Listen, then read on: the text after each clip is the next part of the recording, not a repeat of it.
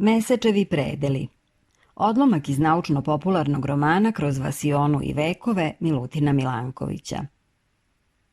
Dobro jutro, draga prijateljice. Jeste li se dobro odmorili? Ja vas očekujem već 2 sata u biblioteci našeg luksuznog hotela Luna. Naši saputnici već su izašli na svoju prvu šetnju po mesecu. Sednite na ovo meko kanabe da vam u zagrljaju toga kanabeta održim uvodno predavanje o ovom novom svetu, pre no što se i mi obazremo po njemu. Mesec je zemljino dete, o tom nema sumnje. On se rodio iz zemljina krila, ali kada i na koji način, o tome se razilaze mišljenja astronoma.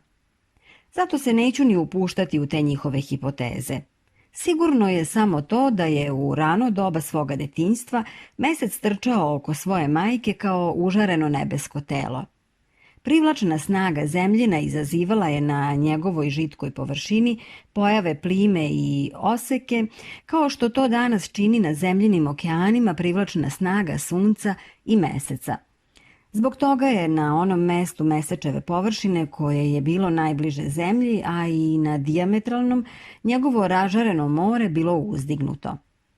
Mesec se vrteo kao čigra, ali je jedno od tih ispupčenja bilo uvek napereno ka zemlji.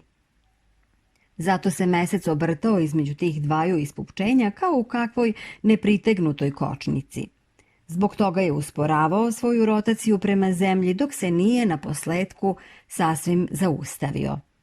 Danas je vreme njegove rotacije u prostoru jednako vremenu njegova obilaženja oko zemlje, pa i sada kada se već potpuno skrutnuo i ohladio, ostao je izdužen u pravcu prema zemlji. Zato on pokazuje zemlji uvek isto lice. Eto, zato mesec i zemlja igraju neku čudnu, okretnu igru. Pokušajmo da je i mi poigramo.